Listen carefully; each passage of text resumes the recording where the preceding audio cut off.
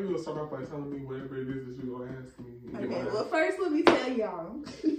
Welcome to Not Too Much, the podcast, okay? This is... Oh. This is Robert. Okay, this is... Wait, I'm Michaela. It's gonna get better with time, y'all. It's gonna get better with time. Mm-hmm. Because... No music. No music. Okay. So, today's topic is... Broke niggas. I feel like we got a lot of stories. Yeah. Okay, so, do we want to start with... What we want to start with? We want to just start talking about broke niggas, or how you want to do this? So, like... One thing about broke niggas that really be pissing me off, and it's been weighing on my heart a lot, they be having the most criteria for somebody. Like, you need to, these females need to bring this to the table and this to the table and this to, and y'all don't bring nothing but community dick and financial issues to the table. What's up with that? And babies. And babies that y'all don't even claim. Like, babies that y'all don't even take care of, and but y'all be trying to y'all be up late at night with your new girlfriend talking about something. I just want to see my child. And ain't seen your child in 3 years, and your child 4.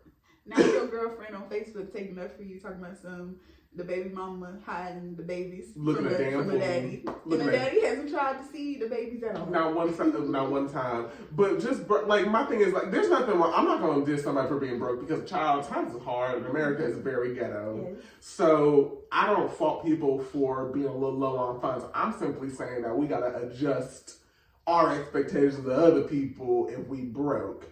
Like, for instance, if you can't meet your own criteria, it probably don't need to be criteria for somebody that's trying to date you, is all I'm saying. True. Okay, so I seen this video on TikTok. This girl, her and her baby daddy, they get their furniture from Rent-A-Center, not too much. Okay. Okay. I'm here. I'm staying with you. And I guess he's in charge of taking care of the bill. Okay. Well, long story short, the Rent-A-Center people popped up to get their furniture back because he didn't pay the bill, but he paid his bill for the PS5.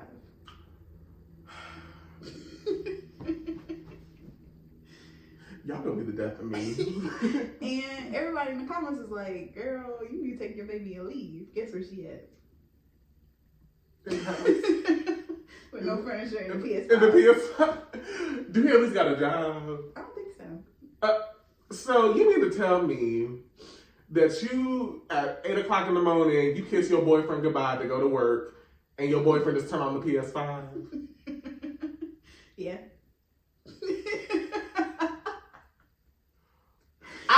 Okay, I can't even fault. It can't even just be about the broke niggas on that one, because I want y'all to want more for yourselves. Because ain't no way that I'm gonna be clocking in 40 hours plus a week at a job, and you at home kissing me goodbye in the morning. And then half the time y'all don't even take care of the house. Because if you were at least a house husband, I could at least vouch for you a little bit, because I do think taking care of a home is a full-time job, especially if y'all got kids. But y'all be putting the kids on a tablet, and the house be in disarray by the time your wife get home. Yeah. And so what are you bringing? Again, it circles back to, what are you bringing to the table? What if they don't bring that to the table? What if they don't got nothing to bring but dick and strife? But see, that's why the ball be up in the girls' court sometimes. But the girls it's so fine though. Oh my goodness. I don't want nobody else to have him. Do you want a fine nigga in financial problems, or do you want to be independent and get all the shit that you want, and somebody who is at a level similar to you? That sounds good on paper, but that's a lot of work. Girl. And that's exactly why I don't care. That's being niggas advocate is so crazy on episode 1. Yeah. But you know, we don't get into that. I know that's what they saying though. But my thing is just like, I mean, we've all been delusional at a certain point. I get that. But at a certain point, we gotta weigh the pros and the cons. And if your pro list is just, and we got all, And we got all these cons. The nigga ain't shit. The nigga be cheating on me. The nigga ain't got no job. Put it down though. The nigga ain't got no job. Nigga don't be taking care of kids. He don't respect me. He want kids with me though. Does he really? And also, that's the other thing too. Also, why don't we mindful of the folks who we reproduce with? Oh yeah. That's the other thing too, because you talking about he don't have kids with me. Why do you want kids with somebody who ain't got their shit together? They're not taking care of the kids that they do got at home. Just it ain't got no job. True, because you need a job to take care of There's so many things that need to happen before you have a child with somebody. Mm-hmm. Namely, take care of the children that you got already. Mm-hmm. And also you need a job.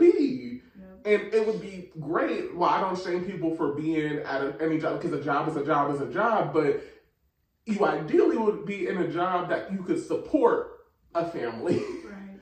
But you know what excuse they gonna give? Because I see this a lot on Facebook. They gonna say the jobs that's available not paying enough to support all the kids that they have in the home that they want. Okay. So they're not gonna do that. Okay, that's nonsense, because at the end of the day, getting a job at McDonald's is more income than being broke at home playing the PS5. So you ain't gonna make me feel bad because the ideal job, your dream job that you ain't even qualified for isn't hiring or didn't call you back. You're not gonna make me feel bad, because I'm sorry, there are places hiring. It just might not be places that you particularly want to work at. And, you know, just be honest with yourself about that. Like, for me, for instance, I know that there's some jobs that I'm just not gonna do. Yeah. And that's probably to a fault on my part, you know. Well, number one, I got a job, so I don't really have to. Let me clarify, I got a job. I do log into the PS5, but I got a job. So, but PS5 people be yeah, not too much. 9 to 5. Exactly. So I be logging into my PS5 at 5 p.m. religiously. So I'm not dissing you for having the PS5, but I'm saying, like, if I didn't have a job, I wouldn't be as picky as I am. I can be picky because I got a job. I don't have to worry about, you know, where my next paycheck is coming from, paying my mortgage, paying for gas, paying for groceries, because I have a job right now. If you ain't got no income, you ain't got the flexibility to be like, oh yeah, I don't want to work at McDonald's, or I don't want to work at Wendy's, I don't want to work at the gas station. Well, you need to work somewhere. Exactly. I think the moral of the story is, ladies, if the nigga ain't got no income, he don't got no either. But y'all need to stand firm in that. That's the thing. So that's what I say when I say the ball's in y'all's court. Y'all the one with the okay? Because the amount of friends that I have had who tell me about how baroque this nigga is, or how much they treat them like shit, how much they cheat on them, how much they don't commit to them, and then proceed to tell me that y'all done I just be want to throw my shit just. We've lost the plot. We've lost the plot, because why are we rewarding brokenness? Yeah. Like, and just disrespect in general too. Yeah. Like, I just feel like there's such a desperation to have a man, just to say that you got somebody, so you can say that you're not single. But we don't have to also, being single, number one, is underrated.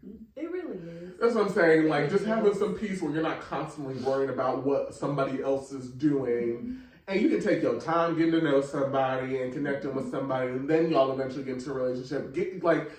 Jumping into relationships does nothing but stress you out. I'm sorry. Like, and that's something that I've learned through personal experience. Like, when you just don't even know somebody like that. Like, you don't even know this man. You don't even know the man. And the amount of y'all moving people in that y'all don't know, that scares me too. Yeah. That's another thing. That just pops in my mind. Now I want to be messy, but I don't want to be canceled. I really want to blame the push towards feminism. Like, I know feminism is great, but I feel like, 10 years ago when that movement started, I don't know. I think it pushed us back a little bit. Like, do you feel like we just, like, it's good in theory, but we lost the plot? Yeah, it's like good in theory, but we lost the plot. Because now we having 50-50 arguments. 60-40 arguments. Yeah. What happened to the man taking care of the home? I'm not saying you gotta pay all the bills, but like, be a man. I get that, but in the same token, I'm gonna be niggas advocate. I'm sorry. I do feel like you also need to have your own income coming in, because I think there's an influx of women who just expect a man to take care of them. And we took it too. And I think we took that a little too far. It's not realistic. Exactly. And so, my thing is, if you, because I feel like a lot of my stuff gets mixed if the dude is completely taking care of your everything and is housing you, taking care of your bills, paying for your shopping sprees, paying for your nails to get done, if he's paying for everything that you got going on, then yeah, you might have to put up with some stuff that isn't ideal. Yeah, especially if you can't afford the lifestyle. That's what I'm saying. If you can't afford the lifestyle that he's giving you, you determine that lifestyle is worth dealing with the hell he gives you. Mm-hmm. Which a lot of people do. Because see bag wars on Instagram. Oh, look at my new Go-Yard bag, but this nigga just put me through it. This is the seventh mistress present. He took me on a vacation and said he's sorry for cheating again. What? He just like he's flying me out to Miami for 2 days. Wait, he fucked last night, but he came back to me. I get you one of these, but not mine though. But I know you're still gonna get them. Just make sure you give them back. Right. But that's what I'm saying. I'm like, if you determine that having everything paid for is worth being cheated on, is worth a dude not caring about your feelings and things like that. Again, I'm not demonizing for doing it, because people have a price tag for everything that they're willing to deal with. And there's a certain line that everybody's going to determine is the line for themselves. And I'm not going to lie. Like, if some dude was putting me through hell, but I was on vacation in hell, I can be going through hell in the Bahamas, is all I'm saying. I mean, I done did it before. I done got cheated That's what I'm on, saying. and then I sent, my price went up. Like, I wanted all these things, and if I didn't get these things, then I'm gonna put my foot down. And I did leave, but I ended up getting the thing, so I came back. So like, I get where y'all be coming from, but I'm just saying the optics when you look back, it's just like, girl. I think once you're out of it, you look at it like, yeah, it's very much girl. I could have bought those things on my own. Like, it wasn't something extravagant, but like, I just wanted him to pay for it because I was in bed crying and all this other stuff. But like, it looks dumb when you think about it. So wait, are you saying that you did because he was punishing him for cheating on you? Basically. Girl, okay, that's the other thing too. When y'all want to punish people for cheating on you, I just be like, really? Yeah. Because first of all, a dude. Okay, so if a dude I'm not gonna say that every cheater is gonna just not care or whatever like that, And that's not to say that they were thinking about you, because clearly you didn't care about somebody's feelings when you were doing it. But once you see the effect of like what you've done to somebody firsthand, there's nowhere to hide, there's nowhere to lie. You're caught, and you see the damage that you caused. Some people are going to genuinely feel bad, like, damn, I really thought that as long as they didn't know it wasn't going to cause any harm and we're going to be good. And so if somebody feels genuinely bad and genuinely remorseful, they're going to do what it takes to try to make you feel secure and to try to make things right with you. But it's not on you to punish them is the thing that I feel like a lot of us lose the plot, because at that point you're wanting revenge. Yeah. And again, you're justified in feeling like that. You want. Doesn't make them. Sorry. That popped out a little bit. Yeah, I'll be quiet. It jumped out a little bit. No, but I'm saying I'm not going to blame you for wanting revenge, because I think that's a human emotion to have. But I'm saying don't delude yourself into thinking that that's just part of making amends, is getting revenge on somebody. Yeah. Like, I'm going to get you back because I'm going to teach you a lesson. You are not that dude's mama. Right. And so the thing is, if he feels genuinely bad and he sees the fault in what he did, and he is making the effort to make things right with you, that's somebody showing that they're remorseful and that they're never going to do it again. Mm-hmm. But if he doesn't care, you punish them is not going to make him care. I promise you. Exactly. You putting him on punishment and you checking his location and driving yourself insane, worried about where he's going. Not too much. And worrying about everywhere they say he's going. You are doing nothing but stressing yourself out, because I promise you he's not stressed. I promise you he's not stressed. Robert. Michaela. I'm simply saying, no, if you're gonna stay with somebody and you're saying like, no, I'm gonna give them a chance to make things right, you give them the chance to make things right. You're not obligated. You're not obligated to do that. And I want to make that very clear. You're not obligated. If you want to be like, fuck them, you had one try, you fucked it up. Yes. That's your business because you have the power in that situation. But I'm saying if you have said that I'm going to try to make this work with you, you can't be focused on I'm going to punish you. Those are two conflicting things. Because you don't really want to work it out with them. You just want them to feel some of the hurt that you feel. Basically. And again, human reaction, but let's not kid ourselves into what that is. It's kind of like what's the end game? Like exactly. We just gonna be 10 for 10. That's what I'm saying. And do you ultimately see yourself long term with this person too? Yeah. That's the other thing. Because if you are gonna never trust this person again, there's no reason to stay with them. Absolutely not. And be honest with yourself. You know if you're gonna be able to work through your trust issues with this person or not. If they do nothing else, if you are never gonna be able to trust them again, there's no reason to stay with them. For what? You're making a hell for yourself. Right. Because it don't matter what that dude do. It don't matter what that dude say. You're always gonna question what he has going on or what his motives are or what he's doing. And why set yourself up for that, when you're not obligated to do that? Right. So that's where people lose me. Again, I don't want to make it seem like I'm taking the side of the cheaters are like a victim or anything like that. It's not that, but I'm simply saying once you have tried to take it from I'm gonna try to work this out and I'm gonna try to trust you again to I'm gonna punish you for what you've done in the past, you're no longer just a victim of infidelity at that point, in my opinion. It's like you kind of part of the game. Like the ball was in your court. Yeah, and you have the you have all the up like 30, and now all this tittering and tattering. Yes, they put you up by like 3. And then at what point does it become ridiculous? Is the tit for tat ridiculous? When in reality, the game could have been over 30 points ago. That's what I'm saying. And that's not to say that infidelity is something that you're going to get over quickly at all. Yeah. That's not going to be something that you get over in a week, in a month, or anything like that. I'm not saying that, okay, to take somebody back, you need to just let it go and forget that happened. That's not what I'm saying. But what I'm saying is, if you are so focused on what they did and making them feel what you feel, there's no moving forward. It doesn't matter what he does at that point. It's never going to be enough. And again, you're licensed to feel that way, but be real with yourself and don't keep yourself in a relationship that you just ultimately are miserable in, because you're also punishing yourself by trying to work it out with somebody that you ultimately don't like. That's the other thing too that we need to talk about is people stay in a relationship with folks that they just don't like.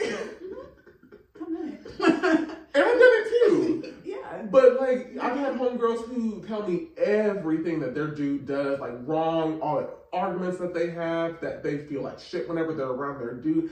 And I never hear any redeeming qualities about this man. And I honestly want to ask, like, girl, why are you there? Like, I don't know. Sometimes I feel like it's like comfort, like you are so used to this person.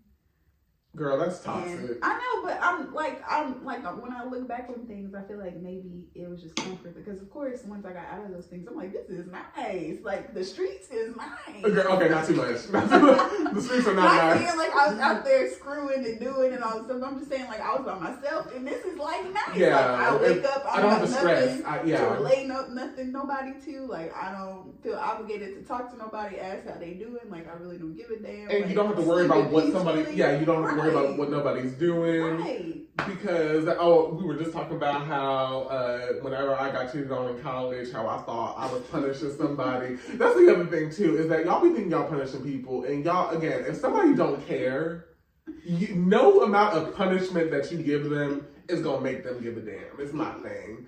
And so it's possible that they're remorseful, but it's also possible that they don't give a shit either. Right, because they do this to everybody. That's what I'm saying. And so, like, I remember being wrapped up in a blanket in the middle of college. I'm just not going to class, in the dark, in my dorm, just hungry, musty because I ain't showering, and just wrapped up in the blanket for days at a time, just getting up to go to the bathroom, basically. And I'm just thinking, like, oh yeah, he's gonna feel what I'm feeling. When he sees how bad I look, then he's gonna really feel bad. And this dude is next 3 years, and I'm over here hungry and mad and musty. And he going to class, he finna get his degree. That's what I'm saying. And I'm over here failing.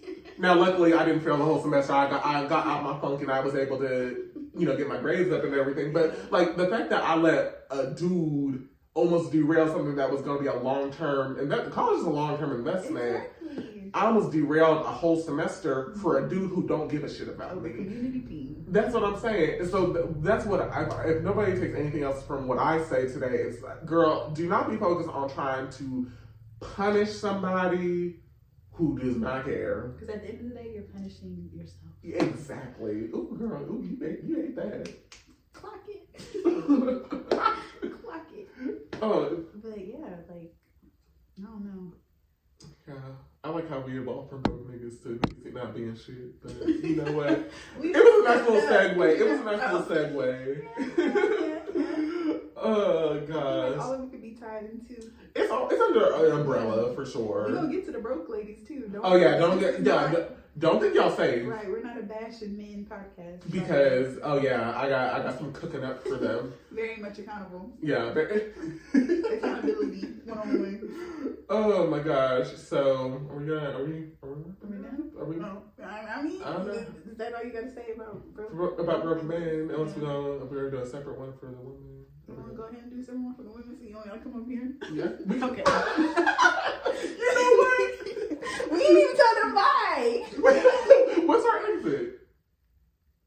The way I'm be like, I don't know. So this has been real. Yeah. This has been real. It's been real fun. I hope y'all choose to stay. That's what I'm saying. It's been real. It's been real ghetto. It's been real fun.